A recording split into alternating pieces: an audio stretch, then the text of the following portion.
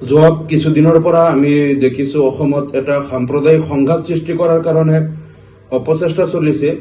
উজনি অসমৰ দুই এজন স্বয়ম্ভু নেতাই তেওঁলোকে মিয়া জনগোষ্ঠীৰ বিৰুদ্ধে কিছুমান আপত্তিজনক মন্তব্য কৰাৰ বিপৰীতে মিয়া জনগোষ্ঠীৰ 2-4জন ল'ৰাই তেওঁলোকেও কিছু বিতৰ্কিত মন্তব্য কৰি আছে আৰু এইটো আমি ভাবো যে বিজেপি দলৰ চক্ৰান্ত। তেওঁলোকে 2026 বিধানসভা নিৰ্বাচনৰ পূৰ্বে অসমত এটা সাম্প্ৰদায়িক সংঘাত সৃষ্টি কৰি নিৰ্বাচনী বৈতৰণি পাৰ হ'ব বিচাৰিছে। আৰু আজি মই দেখিছো উজনি অসমত 2 স্বয়ম্ভু নেতাই তেওঁলোকে তাত কিছু শ্ৰমিকসকলক বিচাৰি আছে। শ্ৰমিকক উৎপীড়ন কৰাৰ কাৰণে তেওঁলোকে এটা অপচেষ্টা আৰম্ভ কৰিছে। গতিকে ৰাজ্য চৰকাৰক আমি দাবী জনাও যে চৰকাৰে অতি সোনকালে অতি তৎপৰতাৰে এনেধৰণৰ যিবিলাক সাম্প্ৰদায়িক সংঘাতময় যিটো পৰিস্থিতি মোকাবিলা কৰক, নহলে অসমখনত এটা জুই জ্বলিব পাৰে। আৰু এই ক্ষেত্ৰত ৰাজ্য চৰকাৰৰ ভূমিকাও সন্দেহৰ ঊৰ্ধত নহয়, কাৰণ আমি দেখিছো স্বয়ং মুখ্যমন্ত্ৰীয়ে কিছুমান উচতনিমূলক মন্তব্য কৰি এটা সংঘাত সৃষ্টি কৰিব বিচাৰিছে। কেইদিনমান পূৰ্বে তেখেতে কিবা গাহৰি ফাৰ্ম খোলাৰ কথা কৈছে। গাহৰি ফাৰ্ম এইকাৰণে খুলি আছো যাতে মিয়া জনগোষ্ঠীৰ লোকে ইয়াৰ পৰা চুৰ কৰিব নোৱাৰিব। তেওঁ কিবা আঁচনি লৈছে, গাহৰি ফাৰ্ম কৰক, তাতে হিন্দু মুছলমানৰ প্ৰসংগ টানি আনি যিকোনো চৰকাৰী আঁচনিত সাম্প্ৰদায়িক ৰাজনীতি কৰাটো কোনো পধ্যেই গ্ৰহণযোগ্য নহয়। আমি তাক গৰিহণা দিছো।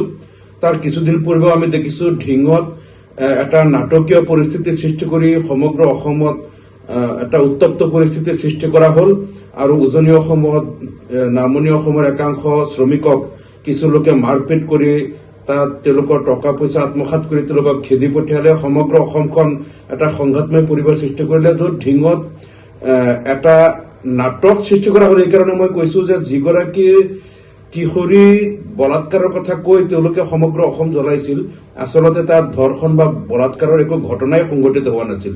এইটো সম্পূৰ্ণ এটা কাল্পনিক আৰু এটা মনে সজা অপপ্ৰচাৰ কৰি সমগ্ৰ অসমখন উত্তপ্ত কৰি পেলালে।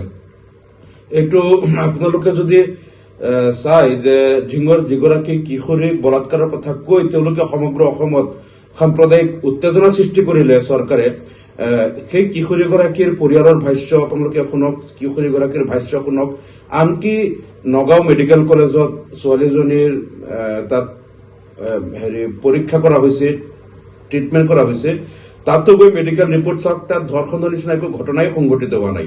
সম্পূৰ্ণ এটা কাল্পনিক আৰু মনে সজা কথাৰে এগৰাকী কিশোৰীক মিয়া জনগোষ্ঠীৰ লোকে ধৰ্ষণ কৰা বুলি সমগ্ৰ অসমখন জ্বলাই দিয়ে। ইয়াত তফাজ্জল নামৰ এজন ল'ৰাক তেওঁলোকে পলাই গৈ পুখুৰীত পৰি মৃত্যু হোৱা বুলি এজন ল'ৰাক হত্যা কৰিলে। অসমত ইমান অঘটন ঘটাই দিলে য'ত ধৰ্ষণৰ নিচিনা ঘটনাই সংঘটিত হোৱা নাই। গতিকে এটা কাল্পনিক ধৰ্ষণৰ ঘটনাৰে এনেকৈ কৰিলে। আৰু তাত চৰকাৰে আমি দেখিছো যে চৰকাৰে তাত ইন্ধন যোগালে এই ঘটনাটোক লৈ সাম্প্ৰদায়িক ৰাজনীতি কৰাৰ কাৰণে। ঠিক সেইদৰে গাহৰি ফাৰ্মক লৈ চৰকাৰে ৰাজনীতি কৰি আছে। গতিকে মই অসমবাসীৰ হৈ মুখ্যমন্ত্ৰী মহোদয়ক অনুৰোধ জনাম যে আপুনি এগৰাকী সাংবিধানিক মুৰব্বী হিচাপে আপুনি এনেধৰণৰ কাম কাজ বা আপোনাৰ চৰকাৰৰ কোনেও যাতে অসমত সংঘাতময় পৰিৱেশ সৃষ্টি কৰাৰ কাৰণে অপচেষ্টা নকৰে। আপুনি কঠোৰ হাতেৰে এনেধৰণৰ ষড়যন্ত্ৰবিলাক আপুনি ব্যৰ্থ কৰক, কঠোৰ হাতেৰে দমন কৰক। আৰু চৰকাৰৰ কোনো লোকে বা বিজেপি দলৰ কোনো লোকে বা অন্য কোনো পক্ষই যাতে অসমত সাম্প্ৰদায়িক সংঘাত সৃষ্টি কৰিব নোৱাৰে, তাৰ কাৰণে চৰকাৰে কঠোৰ পদক্ষেপ লওক, আমি সেইটো আহ্বান জনাইছো। ধন্যবাদ।